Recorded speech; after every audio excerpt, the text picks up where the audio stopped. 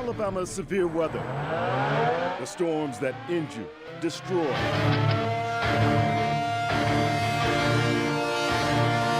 and leave families running for shelter. You don't think about it if you never experienced it. Told my wife that let's get down. Well, it sounds like a small freight train. It used to be my living room. Tonight, the CBS 42 weather team looks at some of the weather events that have struck our area. The property damage. Cutting the trees out their way. The lessons learned. News people tell you it's a tornado, believe it. Get in high and get safe. Definitely take it serious so it doesn't turn into a disaster. The technology we use to help keep you safe. You could just hear like the house stretching. We never take severe weather lightly. Tonight, our meteorologists take you into the clouds, and when the skies clear, count on us to break down the best ways to keep you safe from the storm. Good evening, everyone, and welcome. I'm Chief Meteorologist Mark Prater, along with meteorologist Ashley Gann and Nate Harrington. So glad you could join us for our severe weather special, Safe from the Storm. You know, severe weather season can happen just about any time throughout the year here in Alabama. We always focus on the spring as well as our second severe weather season during the late fall. But it is the times that we do have thunderstorms that we have to watch for potential dangers at any time.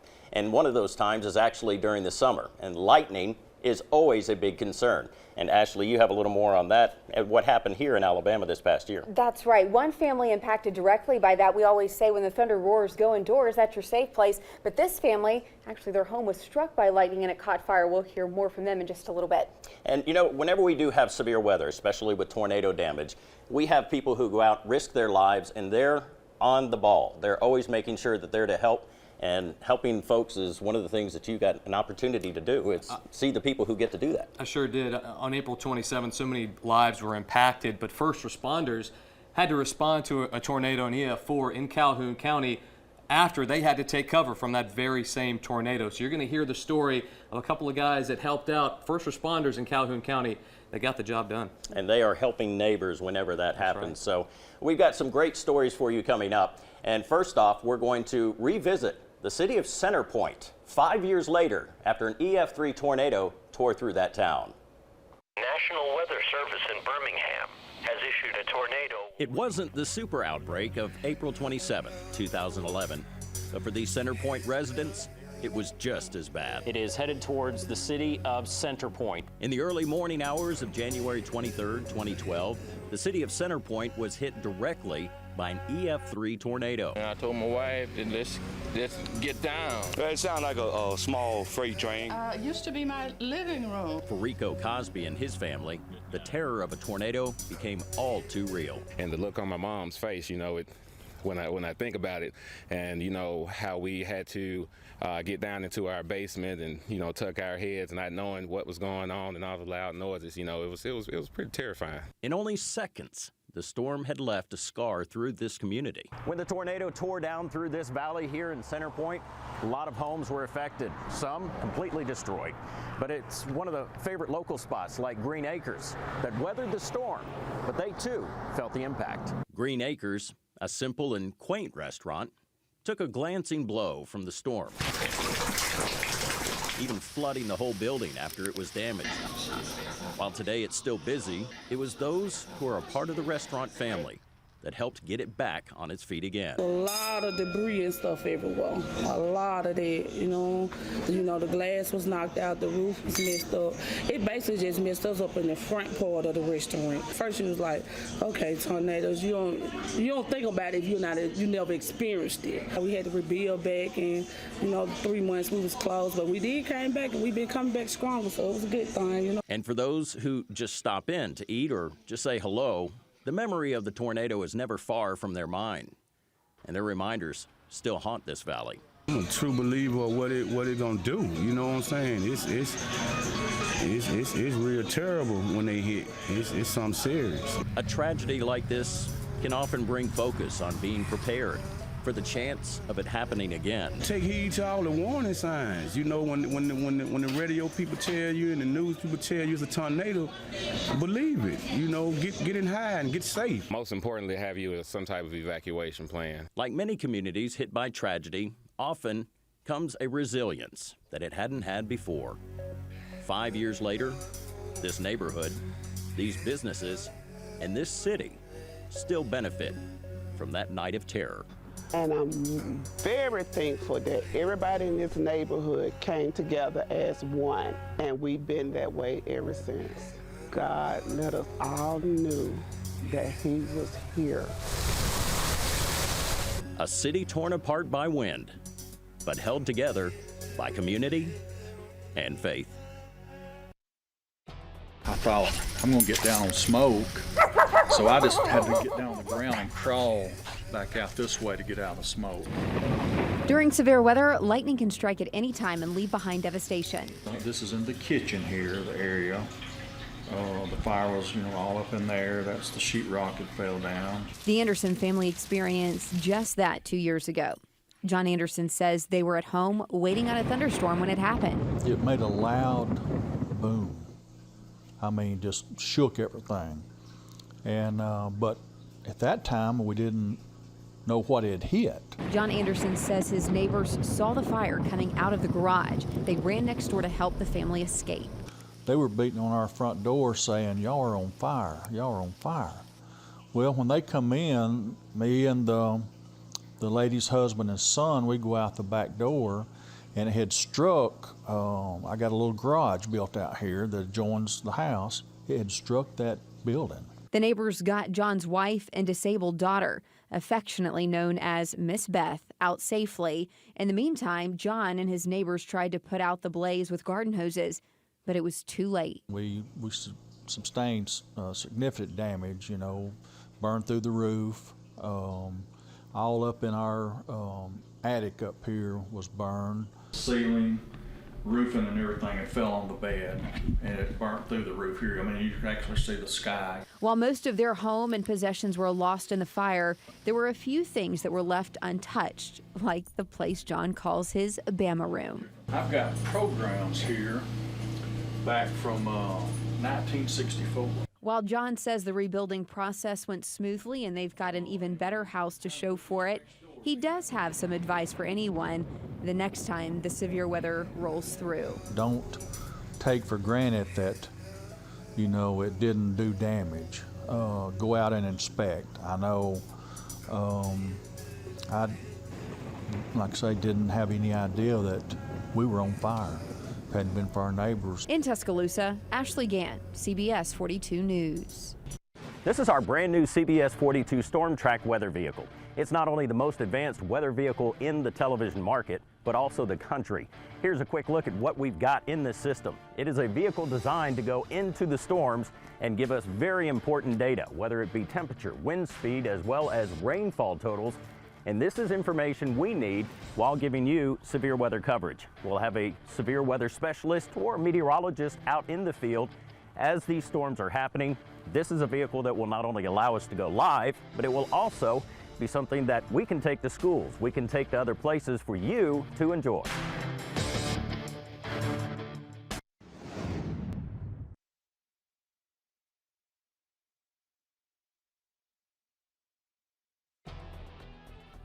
Lots of things changed on April 27, 2011. Lives were lost, homes were destroyed, and families were ripped apart. But there was one constant. First responders were trying to turn chaos into calm. Unbelievable devastation in such a short period of time. Two of those first responders were firefighter Tony Steele, then with the Webster's Chapel Volunteer Fire Department in Calhoun County, and Calhoun County Sheriff Matthew Wade, who was chief deputy at the time. Both knew of the destruction that already took place in other parts of the state, but neither knew they both would have to deal with the wrath of an EF4 tornado.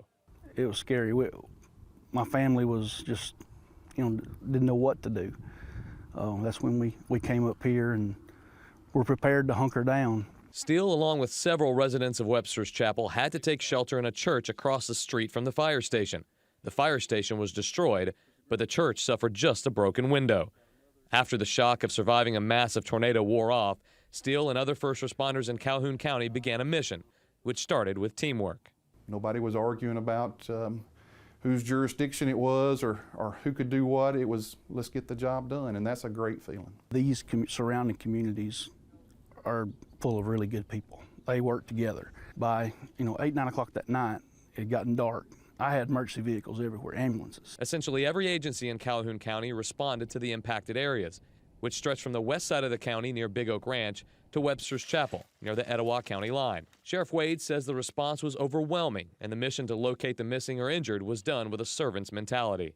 Everybody that was affected in the path of the tornado, law enforcement agencies and firemen come from all over, and it took less than 24 hours to check and clear every house in the affected areas across our county.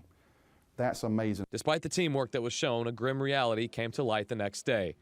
8 lives were lost, houses were swept clean off their foundations. It made everyone think about the next time this could happen. I guess it humbles you. It makes you think about tomorrow. As everyone says, you hug your kids and kiss your wife today because tomorrow's not guaranteed. But even in the face of the unknown, first responders in Calhoun County are ready to show that with a servant's heart, in the face of crisis, community comes first. We couldn't undo the damage done by the tornado or recover the lives that were lost, but serving those who were affected made us proud. In Calhoun County, Nate Harrington, CBS 42 News. Our brand new weather alert unit is all decked out with the very latest technology. On top, we've got several instruments that'll tell us wind speed, direction, rain in real time, so we can take you into the storm live from out in the field.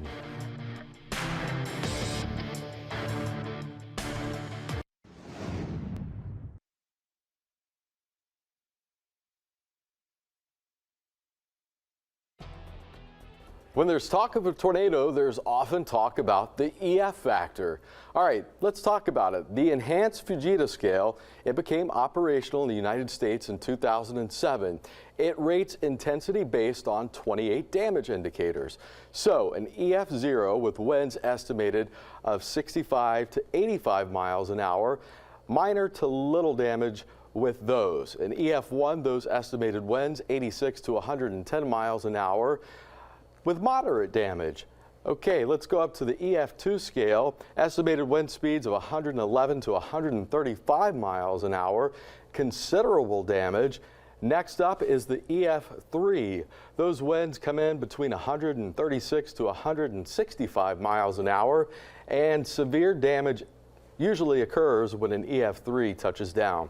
EF4, those winds estimated between 166 to 200 miles an hour with extreme damage, including well-constructed buildings and whole farmhouses completely leveled at times. And then the top is the EF5, estimated winds over 200 miles an hour, total destruction of buildings with those. The enhanced Fujita scale is valuable when it comes to tools, giving scientists that data to help understand storms and engineers knowledge that continues to change the way structures are created and ways to keep people safe during these violent tornado touchdowns.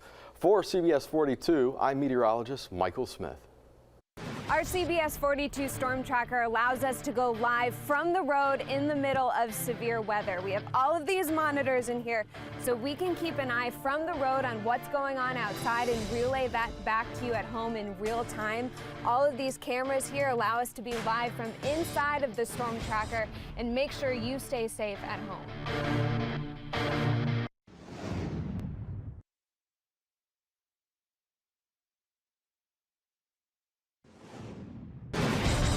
Welcome to 42 On Deck. Now, this is the only place on Birmingham television you're going to find meteorologists doing the weather out in the weather. We've got everything that a normal TV studio would have, lights, cameras, and our very own green wall. And we don't have a roof on top of our heads. We're out in the elements. If it rains, we get wet. And we've already seen what 42 On Deck can give to our viewers. Snowstorm back in January, myself and Ashley Gann were showing viewers exactly when the snow started in Birmingham, how much fell, and then how treacherous things got when the ice started to fall. We're going to have some snow to deal with later on tonight. This sleet that's falling right now is turning to ice once it hits Earth's surface, so it's making it very slippery out here on the deck. It's making it very slippery on the roadways as well. 26 degrees. I guess that explains why it's so crunchy. It's crunchy out here. We're going to use 42 on deck all year long, spring, summer, and fall. We're going to track the seasons with you. We're going to track the weather with you, and more importantly, we're going to track the storms with you, all live on 42 on deck. Birmingham Police Department 8452. Hello? The whole neighborhood is gone. What's the address, ma'am? The whole neighborhood is gone. Within minutes, Pratt City became unrecognizable.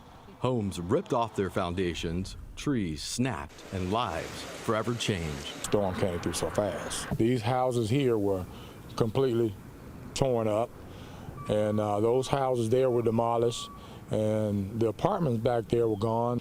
Like I said, my house was sitting sideways. 6 years after this disaster, some people have rebuilt and see positive progress taking shape right here in Pratt City. I just want to thank William Bell for doing a great job at least putting up these shelters because we need them. A big player in getting these new shelters, Annette Davis with the Jefferson County Emergency Management Agency.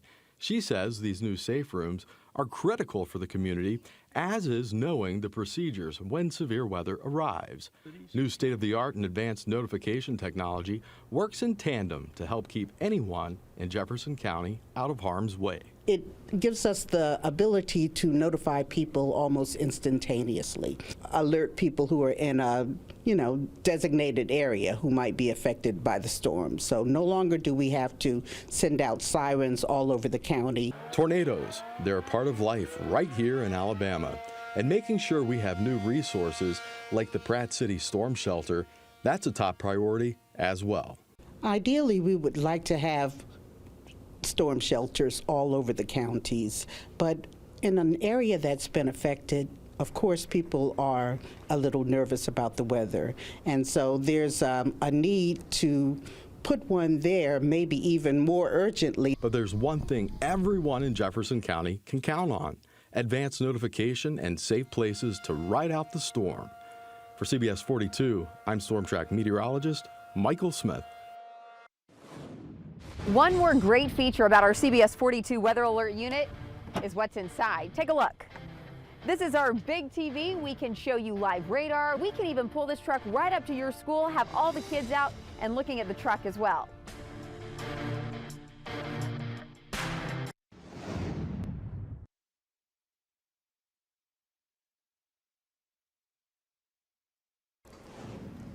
Well, as we've talked about throughout this special, not only is the threat of lightning very important, but also tornadoes and how cities recover and how we handle any time that we do have severe weather in Alabama. But obviously, severe weather is seasonal, but then lightning can happen at any time. Anytime, and we always want you to be safe. And although we can't always predict where the lightning will strike, one thing that we can do is use something like a weather radio to help predict when those storms are approaching your house. Make sure that you have a weather radio. Yet again, another one of those measures to help keep you and your family ultimately safe from the storm. Absolutely. Excellent point. And also now with technology, we can do it through our phones. Everyone's got a cell phone. Most of us have a smartphone, and we want you to download the Storm Track Weather app. It's got lightning detection. It'll detect lightning strikes within a 5-mile radius.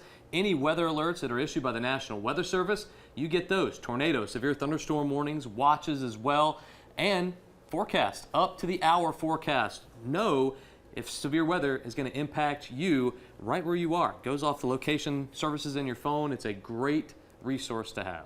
And when you lose power, being able to watch us live, that is an amazing tool to have, because there are going to be times that you lose power during storms as they make their way through the area. Again, we're very excited about our Storm Track weather vehicle, which will be out and about now. As you see over the next few weeks, we'll be around a number of hometowns around central Alabama, and that will be a great tool, not only for us to use for severe weather coverage and to get you good information during severe weather events, but also a great tool to bring to schools or wherever a civic organization you may have meeting. So please contact us and we'll be glad to come out and show it off. Well, that's going to wrap things up for us. I want to thank you so much for joining us, and we will be here each night anytime we have severe weather, and we will keep you safe from the storm.